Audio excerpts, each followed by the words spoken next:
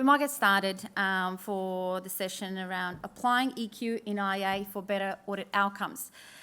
Topic close to my heart, and it is my pleasure to introduce Dominic Siow. He tells me it's a meow with an S, to present on this topic today. Before we get started with the official sort of part of his presentation, in the spirit of reconciliation, IIA-Australia acknowledges the traditional custodians of country throughout Australia and their connections to land, sea and community. We pay our respect to their elders, post and present, and extend that respect to all Aboriginal and Torres Strait Islander peoples today. Dominic Siow is a co-founder of EIQ Strategies, a leadership and culture consultancy with over 20 years' experience partnering with organisations across Australia, Asia Pacific and broader. He specialises in helping leaders build emotional intelligence, strengthen stakeholder trust, very important, and shift from technical excellence to trusted advisor impact. Dominic has worked with more than 260 organisations. I did ask him which one's his favourite one. Across public and private sectors, supporting leaders, internal auditors, engineers and professionals to navigate complexity, influence without authority and achieve better outcomes through human-centred leadership. His work blends practical tools with real-world insight grounded in psychology, emotional intelligence and behavioural change. A sought-after speaker and facilitator, Dominic is also the host of the Inspiring Leadership podcast and the author of the Amazon best-selling book, What's Great About This? Focused on resilience and thriving through change. Please join me in welcoming Dominic Siow to the stage. All yours. Thank you. Thank you, Libby. Good afternoon, everyone. Silly question, I know, but given that this talk is about emotional intelligence, I must ask, how's everyone feeling today? The hour after lunch. I must admit that I'm incredibly honored. Been doing this for 20 years now, and there's no greater honor than to be invited back. But mostly I'm honored at you choosing to spend the next 40 minutes with me. It's a little bit of a challenge because I've got 40 minutes to make a tiny little impact in your lives. And I must admit that most of my time is actually spent facilitating, coaching in organizations. My minimum workshop tends to be half a day, a full day. And to manage the energy and make sure that you have a little impact in this next 40 minutes is something that I'll need a little bit of help from you with. Is everyone okay to keep an open mind to the presentation today? Is that okay, everyone? As they always say, the mind is like a parachute. It works best when it's open. And also, don't believe what I say. Everything that I share with you, I've learned from the studies of neuroscience, behavioral psychology, to firstly benefit me and the people around me. But much of what I'll share with you is going to come from lived experiences. Yeah, I just believe in authenticity. Is it okay for me to just be me today and without being judged? Dom is very enthusiastic. I hope no one here is terribly allergic to enthusiasm, but over the next 40 minutes, I do hope, my simple wish is that for you to take away one idea at least that you will implement to make your wonderful career as an internal auditor even more impactful and positive. Is that okay, everybody? All right, great. So just by show of hands, firstly, can I ask, how many of you have seen a technically brilliant audit fail to achieve outcomes because of the way it was delivered? How many of you have experienced that? And how many of you agree that you can have the best technical competencies in the world when it comes to audit? And yet, if you don't have the ability to bring your stakeholders, manage the emotional heat of the conversation, you might not achieve the desired impact. Yeah, and all of you can see around here, all of you are incredibly experienced with this because internal audit goes way beyond controls, frameworks, methodologies. Those are important. But always remember, in order to create impact, strategic internal auditors are great influencers. They influence behavior change. And in order for behavior change to shift, trust must be established. How many would agree? Yes, so before ideas become operational, always realize that it must first be relational, emotional. How your people feel about your findings really matter. And so today's presentation is really about making that evolution, really truly being focused on creating massive impact, right, through trust, through building influence, and ultimately influencing behavioral change. Because how many of you agree that influencing behavioral change is not the easiest? Yeah, and very often, internal auditors can get caught up in the findings, amazing presentations, and are you bringing the stakeholders along in the journey? And this is what today is all about. So in this presentation today, I'm not going to teach you soft skills, my dear friends. Yeah, it's really about empowering you with the appreciation that the risk is rarely in the methodology, but in the human response. Yeah, and audit success ultimately for you to achieve impact. And how many of you agree that getting stuff done without creating impact is just like business? Impact is really what makes a difference to your organizations.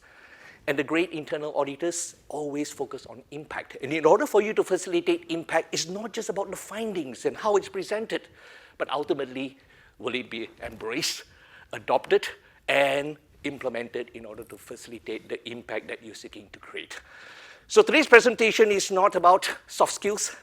Yeah, it's about sharpening your strategic impact. We're sharpening influence, not just communication. Yeah, influencing human behavior.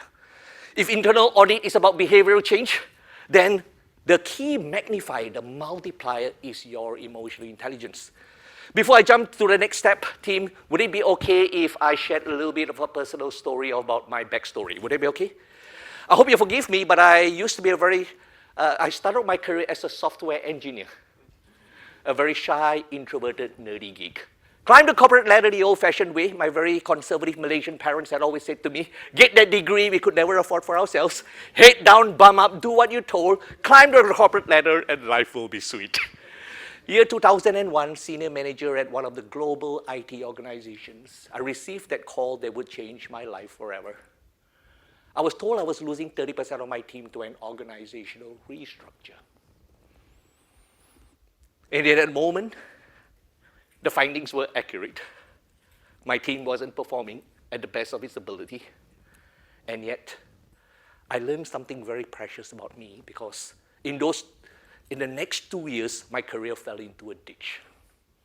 At a time when my team needed me most, I was physically present, emotionally, psychologically disconnected. I learned something about me during those 2 years. You can have the greatest of technical gifts. I was sound with my frameworks. I was sound with my structures. But what I was lacking wasn't technical competence. It was emotional mastery. But you know what? Attending a leadership program on emotional intelligence would really make a difference to my life.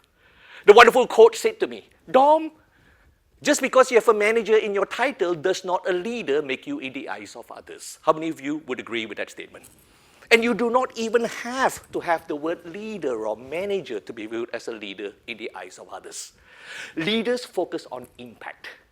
Leaders focus on impact. Ultimately, one day when it's said and done, what is your legacy? How would you have moved the needle on performance? And in order for you to create impact, you must be able to influence. You can have the best ideas, methodologies, frameworks in the world. If you can't bring people along in the journey towards impact, you're not going to be as effective as you can be. How many of you agree with that? And you know what? Learning about emotional intelligence, influence. That day I decided that the ultimate impact I wanted to have in my career would one day be to leave the world an even better place, helping people realize their highest leadership potential through their careers, to be better influencers, to be better leaders for themselves and the people that they care to lead. So learning about this has absolutely made a difference to my life. Yeah, learning that I needed to, first stage in my career, focus on my technical competencies, cognitive intelligence, problem-solving skills. And yet, the last 20 years of my life, I've dedicated significantly to helping build my emotional intelligence, how I handle pressure.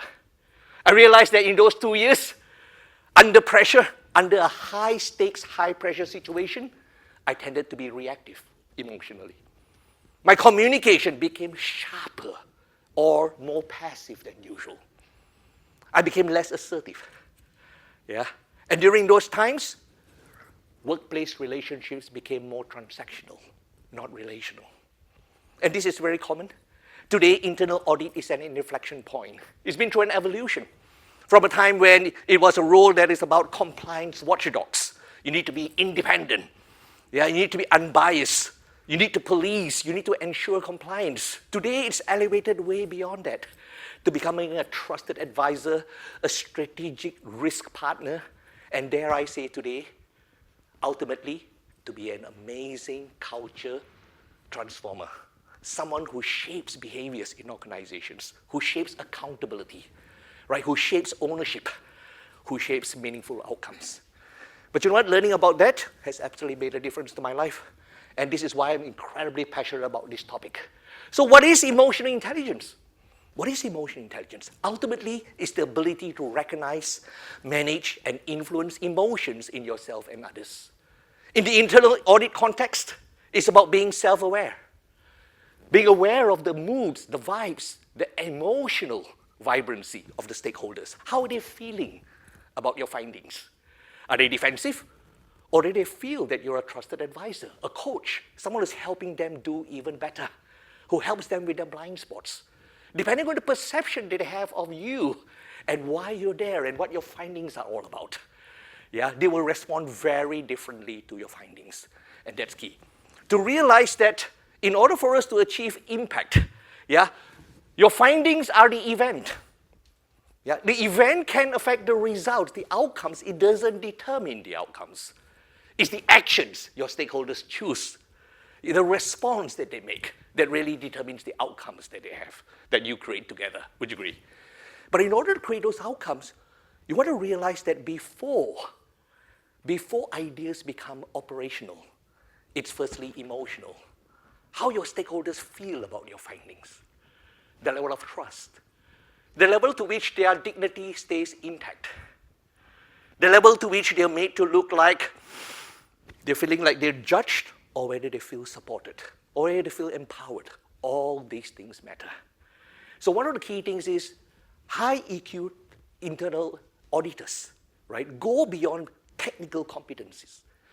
Right? They realize that in order to facilitate transformation, in order to facilitate true implementation, I must first start by being aware of perceptions, meanings, the thoughts that people have coming into my presentations. What are they thinking? Are they giving it an empowering meaning or a disempowering meaning? Yes, because that's what sort of affect their emotional state, their actions, and their results. So high EQ auditors ultimately drive impact without creating defensiveness. I once worked with a team, provided a technically flawless report. Every control weakness documented. Yeah, recommendations, all evidence-based. Beautiful report, well presented. But you know what? 6 months later, less than half of the recommendations were implemented. What the internal auditors failed to recognize, people's hesitation. Stakeholders felt exposed. It affected them politically, emotionally. They felt threatened, their identity, they felt incompetent. It'll be like me when I got that phone call that morning, being told that I was losing 30% of my team to an organizational restructure. It was well presented, technically accurate, and yet it wasn't what I heard. What I heard was, I'm a failure. I've let my team down. It brought back emotions of shame. It made me feel insecure about my future. I didn't feel valued. That wasn't the intent of the communicator, the person who gave me the facts, but that was my interpretation. So when you're communicating as the trusted advisor, it's not just what you say. How you say what you say matters. Right? How they feel, how they interpret your findings matters. So again, high EQ internal auditors, they focus first and foremost. They appreciate that before implementation can happen, in order to move the needle on impact, you must first be aware of, have empathy over emotions. You must do a mind read to understand how could they be interpreting my findings.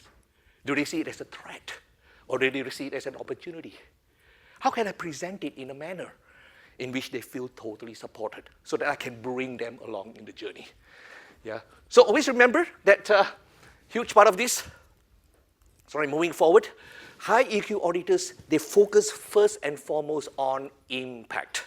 And the impact is this. Number one, I must move the needle of performance in my organizations. And number two, in the course of doing this, I want to elevate trust. Because how many of you agree that without trust, you can have the best ideas in the world. If they do not trust the message or the messenger, we have a problem. Yeah, so trust is really critical. So how you deliver it, in the manner in which you deliver it, make sure you deliver it in a way that at the end of that presentation, trust is elevated. And importantly, engage. Engage, because without engagement, there's no buy-in. Without buy-in, there's no ownership. And then what you get is compliance. We don't want compliance. For that change to be sustainable, it must start with the people having a deep sense of ownership. Would you agree? Ownership to take it on, appreciate how it will benefit themselves and the organization, and drive forward. Yeah. So in order for you to achieve that result, right, the impact, the trust, and the behavior, high EQ internal auditors don't just focus on creating impact, they're very conscious of how they create the impact, how they bring the stakeholders along. So they focus on influencing behavior, elevating trust, even before presenting the findings or during the presentation of the findings. And they regulate emotional climate. So team, it's really important that when an audit finding is presented, we tend to focus on the content, the findings. Yeah. But remember that the stakeholder is experiencing a journey, an emotional journey. Yeah, all of us have been through changes, surprises, etc., right? Uncertainty, and we know how humans typically respond. First comes surprise. Yeah, even if they suspected something, seeing it documented formalizes it. Formalizes it. Surprise creates instability. And if you don't manage instability well, it gets perceived to be a threat. Yeah, a threat. So very quickly, surprise becomes threat. Not necessarily physical threat, but as I shared earlier, psychological threat. How will I show up? What is this finding is going to reveal to others about me, my identity, my competence? How is this going to affect my future? Yeah, the political, my level of power and respect in this organization. And when people feel threatened, guess what happens? They get into defensiveness. Because when our brain detects danger, right? In neuroscience, we learned that the brain has a survival brain and a flourishing brain. Generally, we live in flourishing mode. If you look at the infant born, yeah, you look at them in the cot, as long as nappy is dry, tummy is full, they're usually curious. They're in flourishing mode. But today, with the pace of change being accelerating faster than ever in the history of mankind, yeah, our brain tends to perceive anything that represents uncertainty as a threat to our well-being, a threat to our life. Neuroscience has shown that the brain has a negativity bias. When I got that phone call telling me I was losing 30% of my team to an organizational restructure, it wasn't life or death. My reaction to wallow for 2 years in fear and anxiety and resentment and hurt and guilt, whilst normal, affected my behaviors, affected my ability to impact myself and the others around me. It affected my outcomes. So I want you to be aware that whenever you're presenting, when people are feeling a sense of threat, they get into defensiveness. Yeah? They say that you don't understand. You've taken the work out of context. You don't have the full data. Those are usually symbols, signs of defensiveness. And if you don't navigate that well, guess what? They get into justification. They'll try to prove that everything you say, you haven't got it right. And how many would agree that that fractures trust? That doesn't move us forward. It focuses on the problem, and now it becomes a zero-sum game. Me versus you, not us together moving forward. And the high EQ internal auditors, they appreciate that during these times, it's important to tap into empathy, to seek first to understand. Because if you create a psychologically safe platform through your presentations, yeah, to create then open-mindedness so that people are less defensive. If they feel safe with you, they understand, and through the way you communicate, that you're preserving their identity, you're preserving their dignity. The most important thing, you're preserving their dignity. In fact, you're elevating the dignity by giving the feedback on how things could be done even better. They start to be more open. You turn defensiveness into Acceptance of your data. And acceptance of your data and openness starts to become the ingredient for ownership. So internal audit is not about seeking compliance, because ultimately the thing that creates sustainable advantage for your organizations is a deep sense of ownership. We learn this together. I'll make it even better. We'll move forward. Would you agree? How many of you would agree that that's important? So key message here is this. Before your ideas become operational, always remember, first, acceptance is emotional. Build that trust. Make sure people leave your presentations feeling empowered. Positive emotions like gratitude, appreciation, inspiration, determination. Not leaving your presentations and findings feeling fear, threatened, insecure. It puts them into freeze, fight, or flight mode, protection mode. And all of a sudden, we're into me mode, not we mode. And that's the journey of an internal auditee. Yeah, so where do most audits stall, you think? Right here. Defensiveness. Would you agree? So the key to appreciate is this. The mistake is not often not appreciating that defensiveness is normal, but how to navigate it. Yes, to appreciate that. So why EI matters in internal audit ultimately, my dear friends? Why do we do what we do? Ultimately is to accelerate implementation, to embrace ideas, things we could do to make things even better. But in order to accelerate implementation, you must first be able to manage defensiveness. To understand that defensiveness is just part of the game. It's normal. We're all human. Yes, and to make that person feel safe with you, but always focusing on preserving dignity and navigating pushback, in order to achieve those outcomes. Remember, my dear friends, that is not what you say. During our presentations, delivery of our findings is communication, right? But it's not what you say, it's what they hear that really matters. Everyone, I know it's the hour after lunch. Everyone get a little bit of audience participation, okay? Okay, everyone, listen carefully to my instructions. Everyone, if you don't mind, hold up your fingers like this. Quick. Listen carefully. On the count to 3, do what I say. 1, 2, 3. Put this against your chin. Quick. Interesting where your chin is. Wonderful, some of you. Excellent. Yeah. So it's not what you say, it's what's heard that really matters. So during your presentation of your findings, always remember that here's what your stakeholders hear. It's not about your findings. It's your communications is interpreted by the lens of their filters. What are the filters? Past experiences. Last time this happened, someone got blamed. How many of you have that little bit of mini trauma in you? Yeah, of when things go pear-shaped in the past, being blamed. It was a painful experience. All of us carry that. How many of you heard of this lady by the name of Brené Brown? She wrote the book Power of Vulnerability. Amazing person. Spent her life dedicated to social work, Bachelor of Social Work, Master's, Doctorate. And she says, you know what? One of the things that give work meaning is connection. Connection. It gives us meaning and purpose. It's a little bit like me, when I see a sunrise, a beautiful scene, the first thing I always say is, I wish Sue was here. That wonderful lady at the back there, by the way, is Sue. She's the co-founder of EIQ Strategies. So, we all crave connection. To be able to celebrate, to be able to journey with others. Life is a team sport, they say. But one of the things that makes us less confident about reaching out is very often the fear that if you get to know me too well, you might find out things about me that I'm ashamed about. And all of you want to be cognizant that many of your stakeholders in the room, they're human beings. They have those mini traumas, the scars. So it's not what you present, it's how they filter it that matters. Appreciating their perceptions, their thoughts affect their emotions. Their emotions affect their actions. The actions affect your collective outcomes. So be mindful of that. What else? Identity protection. How does this make me look? Does it challenge my competence? Yeah. And political context. How does it affect my standing, my reputation? And ultimately, boy, does this threaten my ability to provide for my family, provide for myself? Will this impact performance ratings, bonuses, job security? So team, always remember, resistance is predictable.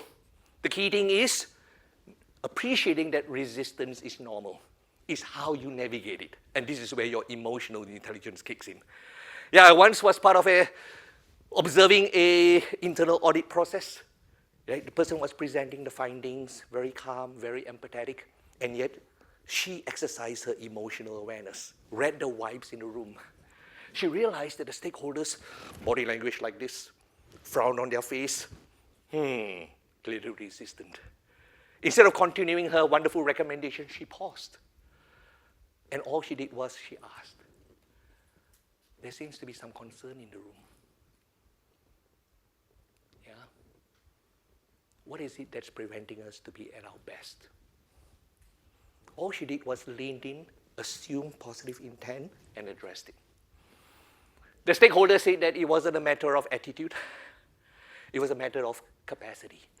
They are going through a massive restructure. They just didn't have enough people.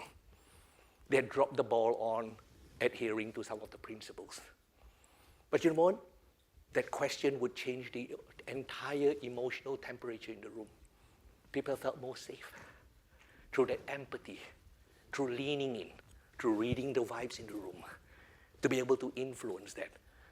She was able to then turn it into a presentation, into a collaboration, to discuss, hey, what could we do differently?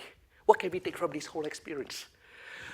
Moving the needle. We can't change the blowing of the wind. We can't change the situations. We can't change the restructure, but we can set the sail. We can set the sail. Where should we point the sail towards? What's ideal? Yeah, we can't change what happened 3 months ago, but 12 months from now, looking back, how can we let this event be the defining positive moment in our journey together, of implementation? But just the internal auditor applying her emotional intelligence in that moment, reading the room of energy, being able to elevate the energy, absolutely change things. Team, would it be okay if I read the room a little bit and help us get into self-awareness, self-regulation, and maybe shifting our energy so that we can illustrate the importance of energy and emotions? Would it be okay, everyone? All right, one of the things that distinguishes high EQ internal auditors from the others is what's called self-awareness. Everyone, let's exercise self-awareness. All of you, the situation, the event is this presentation. It's the hour after lunch. You've had 1.5 big days. Food is down here. You've been sitting for a while. As they always say, sitting is the new smoking. Very often it affects energy. Everyone, let's exercise self-awareness. Everyone, can you hold up your right hand, please, if you don't mind? Hold up your right hand. Turn and look at your palm. I want you to imagine in your palm there's something that looks like a stopwatch. Except instead of measuring time, it's measuring energy. On a scale of 1 to 10, 1 being, I'm so exhausted, I need a bed.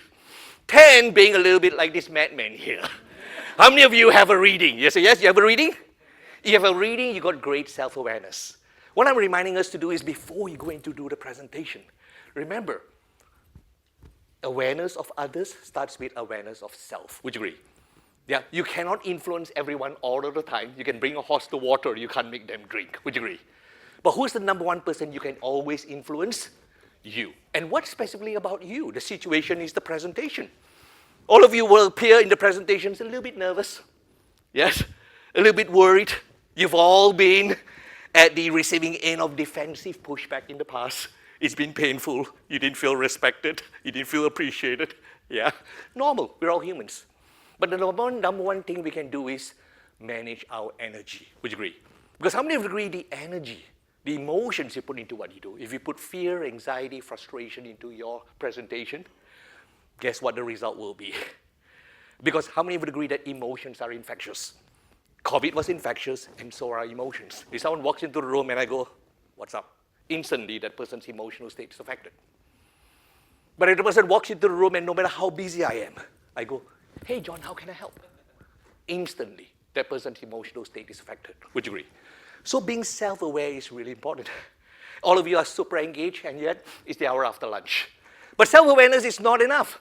If I'm fearful, I can't regulate my emotions and bring the most conducive emotional states into the conversation. If I got a short fuse and I can't handle it, that's not enough. Self-regulation is really important. Would you agree? Yes? So how many of you are not at level 10 energy right now? Thank you for your honesty. Amazing. Normal. You're not bad people. Yeah, you're very empowered people, but it's just normal. You've been sitting down for a while. But can I show you a quick little activity where you can shift where you are to a level 10, and it might support you for the rest of this session and maybe even the rest of the sessions for the rest of the day. Would that be okay? So one of the things is to lift energy. Everyone, if you don't mind, can you be upstanding, please? Upstanding. Thank you.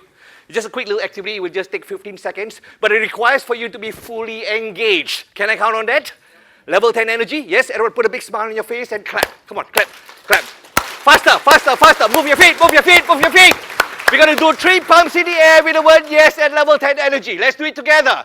Yes, yes, yes. Okay, everyone take a look at your energy meter on a scale of 1 to 10. What's your level of energy? Heightened. All right, team, absolutely wonderful. Turn to the person next to you, give the person a high five and say, you're amazing. Grab a seat, grab a seat, grab a seat. Grab a seat. I know some of you may be thinking, boy, that's an unusual thing to do in an internal auditors conference. But the point I'm making is that how many of you feel even more energized and positive than a minute ago? What have you done? You've created energy. Always remember that emotions, you can't change the situation. One thing you have control over is the emotions you bring into what you do. Your emotional state matters. When you're having a conversation, when you're presenting your findings, are you confident? Are you empathetic? Are you calm? Are you positive? Bring that emotional state into what you do. Can you hold that thought for just a moment? Thank you. Yeah. But again, regulating that, right? So the event is your presentation. Your energy, yeah, is something that you can regulate. So always remember, if people are coming into your presentations and this is the perceptions, someone blamed the last time, will this make me look bad? It's very predictable what the outcomes are. So again, resistance is predictable, and yet having to put up with it is something you can navigate with amazing emotional intelligence. Yeah. So if you don't account for those filters, we misinterpret resistance as irrational, when in fact it's entirely predictable. The key is to anticipate, yeah, to appreciate in advance. What could they be thinking about my findings in advance? And I want to give you 4 key things. Research has shown 20 emotional competencies distinguish the stars from the rest. But there are 4 that are particularly critical to internal auditors. Firstly, self-awareness. Because through self-awareness comes before stakeholder awareness. Being able to read the vibes in the room. Would you agree with that? Yes. And emotional regulation. Being able to regulate how you feel, your emotional state. Putting empathy. Using empathy as a tool to lower threat. Yeah, to lower threat. To lean in, to understand. Why is this happening? What occurred here? Assuming positive intent. API. Right? When you observe behavior or things that have led to things that could have been done even better, assume positive intent. Tell me more. What's the situation? What contributed to that? By seeking first to understand, you lower defensiveness. You lower the sense of threat. When people feel secure, they're more open, they're more receptive. And finally, you can have influence. Influence is in changing the way we do things and getting outcomes. All right, team, I'm just looking at the watch here, 2:33, okay. So team, can I have your permission to share a little personal story? Yes. Sue and I have 3 wonderful children. Our youngest is Courtney, our daughter, she's 25. 7 years ago, I still remember, she came up to me after Christmas. Hey, Daddy, what are you doing tomorrow? I said, I have no plans, honey. I just left the deck clean. I travel a lot in my work. I wanted to create a magic moment with the family. What do you have in mind? Daddy, can you take me to Manly? I said, absolutely. What do you want to do there? Daddy, what would you say if I said I was thinking of getting a tattoo? Situation, my daughter wants a tattoo. What do you think Daddy's emotional state is at that moment? Yeah? Positivity, enthusiasm, inspiration. No. It was fear, anxiety. I was very aware of the thoughts that was going through my mind. Can you even afford it? I'm so disappointed in you. What if you change your mind when you age 30? But team, knowing that ultimately my life will be defined by the impact I have on people around me. And the most important people that I want to bring up to be the very best they can be are my 3 children. Yeah, being a great model of that. So I know that in every situation, here's the result I want to create. I know that age 65, several years from now, I've written exactly what I love for my daughter to say in her speech at my birthday. I'm living the life of my dreams, flourishing through change and disruption, using my unique gifts to make the biggest difference to the lives of people who honored them. And this man led by example. He gave me roots and wings, not loot and things. I always felt a bit better about myself when I'm in his presence. He's the happiest guy I know. Something like that. Should I achieve that in the most important role in my life, apart from husband to that wonderful lady at the back there? To me, my own humble way of saying that's success. Yeah. But I know whether or not I achieve that result, age 65, is really dependent on the result of every interaction I have with them. Would you agree? So that moment, in order for me to change the conversation, to change the vibe, how I'm feeling, self-aware, so that she would also be influenced in a positive way. The first thing is I need to be aware of my emotional temperature. I'm feeling fear. So this is what I did, everyone. In a state of fear, my self-regulation was like this. Put a big smile on your face. Lean forward. Anytime you see resistance from your stakeholders, this is what you do. This is what you do. Smile on your face, lean forward, reach out 2 hands. Come on, everyone, reach out 2 hands. And 3 magic words. Tell me more. Come on, everyone, come on. Tell me more. Magic. Watch magic happen in your next presentation. Whenever you see resistance, pushback, hands folded like that, negative tone, tell me more. What's going on? I will not complete that entire conversation, but just the way I had that conversation with my daughter. Yeah, it really made a difference in our relationships, in whether or not they come to me for advice the next time they have something controversial. Whether they see me as someone who's enforcing compliance or whether someone who's there to support them, to acknowledge them, to be at their very best. Yeah, so team, so same event, very different outcome. So always remember, outcomes are emotional before they're operational. So 4 key things. Did she get the tattoo? She did. She did. There's another story. She did, and we're very happy she did it. She actually did it to honor her grandmothers, which was very elegant, amazing. So team, remember the high EQ auditors? They apply the REST model of influence in the audit. The first step is build rapport. What is the word, everyone? Build rapport. Build rapport. Remember, the resistance is a sign of an absence of rapport. Before you get to agreement, where you co-create ownership, clarify accountability, define success, remember that the great high EQ leaders, they sell their ideas. They don't tell, they sell. They tell them what's the benefit. What's the benefit of risk reduction, reputation protection, operational uplift? And in order to do that, before you do that, you first need to open the door to openness, vulnerability. And to do that, you want to start with empathy. Yeah, acknowledge at the start of the meeting that, hey, whatever you present is not a reflection of their performance, of them as human beings. Yeah, acknowledge all the successes they've had in the past. Protect their dignity, seek intent before judging behavior. But a lot of the winning is in the rapport building. Because how many of you agree that trust is critical? Remember that ultimately, relations matter. The quality of people embracing your ideas depends on the level of trust they have in you. The degree to which they believe you have their best interests at heart, that you have their back. Yeah, so building trust, being proactive about that. So again, team, yeah, based on the stories, know that initial state, you will see defensiveness, arms crossed, resistant. But when you learn to pause, be self-aware, self-regulate, and empathize before argument, you get that result: collaboration, ownership, and implementation. So team, remember that empathy is not weakness. Yeah, it is strategic threat reduction. Seek first to understand, they say. But the barrier towards seeking first to understand is us being aware of our emotional state. For us not to get into protection, defensiveness with their feedback, with their body language, with their seeming lack of openness. Right, but to lift our ability to influence, right? Self-awareness and self-regulation. So here's the audit authority paradox. The more relationally secure you are. Firstly, that relationship with yourself, to know that you're enough.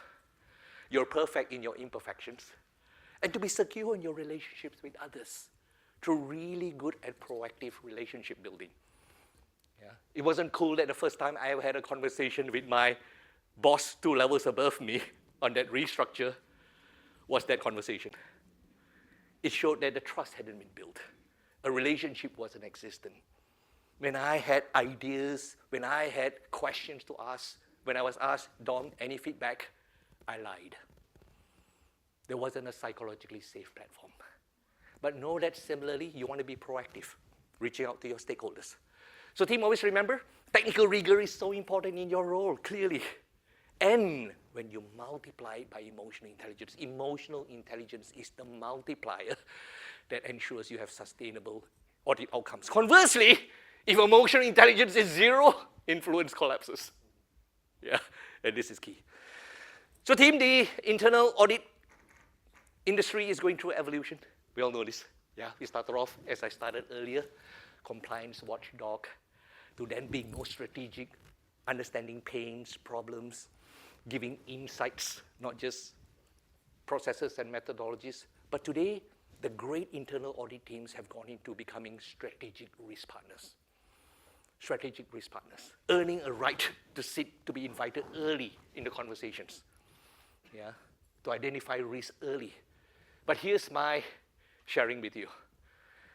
We're just at the inflection point of the next evolution, where internal auditors see themselves, not just good risk processes, but shaping culture in their organizations, deepening a sense of ownership, purpose, meaning through what they do, yeah, and moving the needle on impact.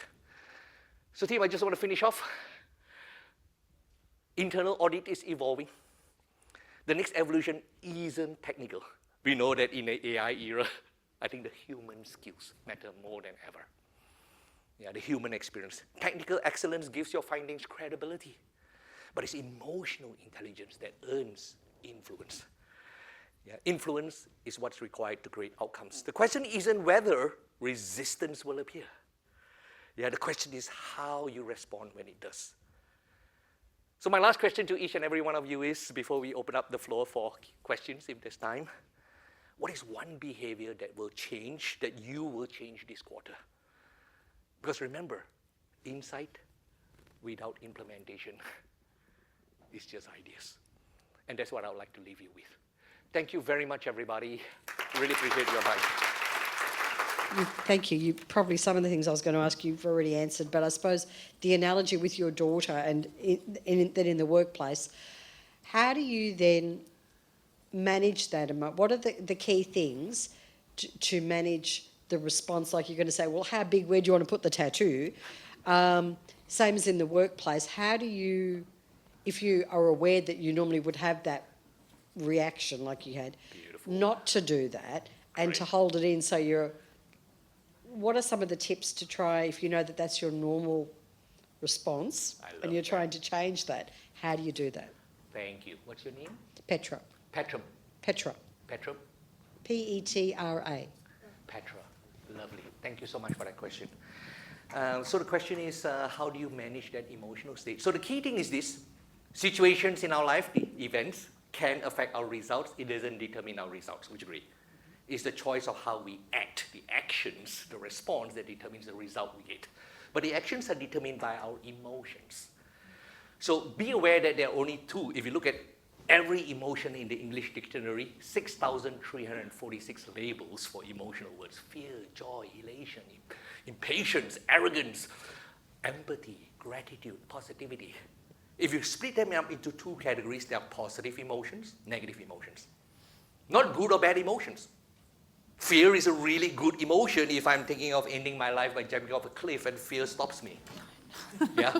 Fear emotions are survival emotions. Does it make sense? Anger, frustration, energy-taking emotions, they're all forms of fear emotions.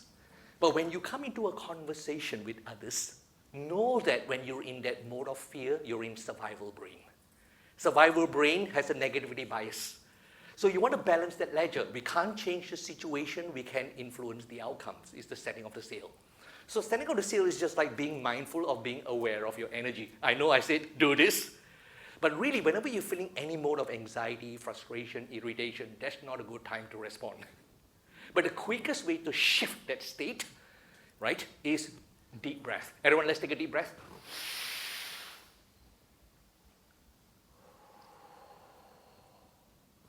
In breath, longer than usual. Out breath, longer than in breath.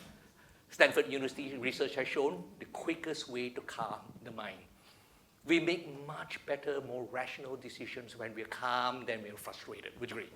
They were angry. So the number one piece of data I have in that interaction with my daughter about how this outcome is going to be, because the outcome is upstream after the conversation, is how am I feeling?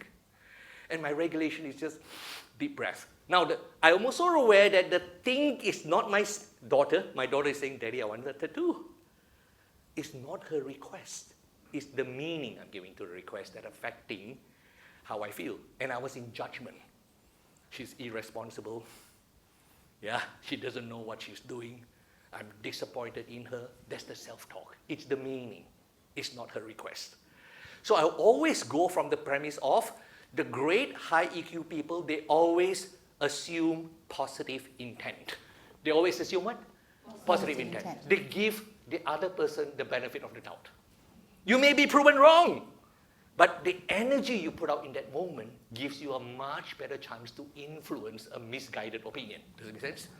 But the first opinion that you want to manage is judgment. So it's about that noise in my head. She is irresponsible. Really? How many times in her life has she proven to be incredibly responsible? It's a judgment. It's not empathy. It's not seeking first to understand. So the quick way is deep breath, calm, lean forward, tell me more. Why do you want this? What's the tattoo about? Does that make sense? And by listening in, showing empathy. Because I want to be aware that when she made that request, she herself was aware that, boy, this might not get a good reaction from my dad. He's pretty old school, right? His parents came from the other generation. Would you agree? I want to be very aware that the fact that she even came and approached me shows a high level of trust. And I want to express that. So my first conversation is, thank you, honey. Tell me more. Why tattoo? And that entirely shifted the conversation. I hope that helps. Beautiful. So Any manage other your questions? emotional state, deep breath, calm, assume positive intent, lean forward and say, tell me more. You seem reserved about this. What's going on? That changes the emotional temperature in the room, which opens the way to acceptance and implementation. I hope that helps. Beautiful. Do we have any other questions in the room? Here we go. Oh, We probably have time for one more. One of your earlier charts that you had, you talked about surprise that leads to defensiveness. Yes. What if you try and avoid that surprise in the first place? beautiful. What if you try to avoid that surprise in the first place? Absolutely amazing. Everyone, let's give him a big hand for that question. Great question. So team, I think that's a very high EQ internal auditor in action. You anticipate that this could be a matter of surprise. You know, the governments, whenever they pass new regulations, that could be a surprise. The bad news, they tend to whisper it quietly. So very often, how do you soften surprise? Firstly, build trust.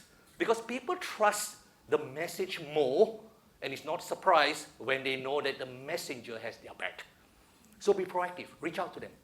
Hey, I just want to share with you that I found a little bit in my audit process that, was a little bit of a surprise to me. I want to share with you that in that meeting tomorrow, there may be this, but here's my intent.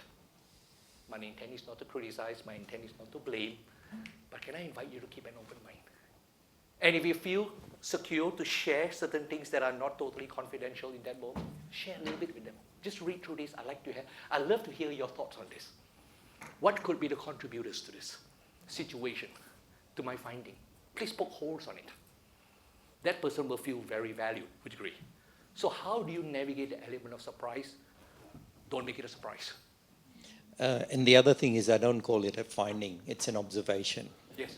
So I don't say finding in my audit report or anything. It's not something that I've found, it's an observation. Tell me more about it. Beautiful. Thank you. Thank you so much.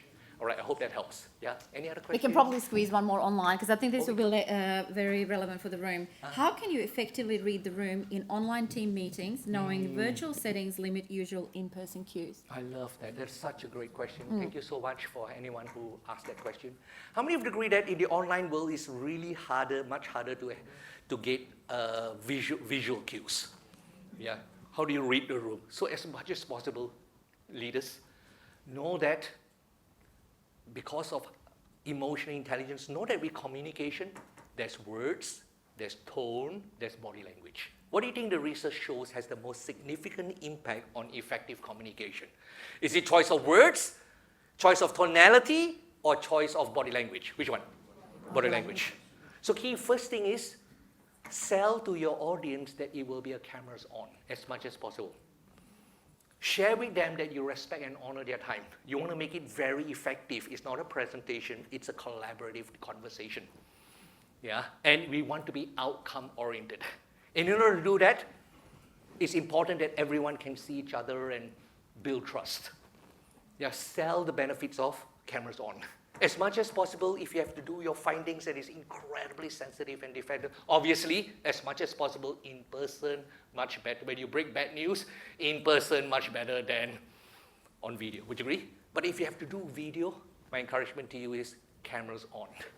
It is really important. Sell to them because they want to benefit from your positive language, your body language, and for you to be able to also read the room.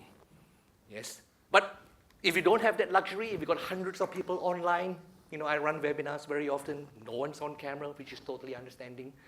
Ask them, hey, what do you feel about this? Type into the chat box. Give me a pulse. How are you finding this so far? Does it make sense? Read the room. And if you're worried about that, maybe you can do a survey before they get to the room. So it's no longer a surprise as well. Get their feedback to understand what their perceptions may be of possible findings before you get into that call. It makes a massive difference. I hope that helps. Yeah. Fabulous. We'll have to leave it there, but Thank you. please join me in thanking Dom. That was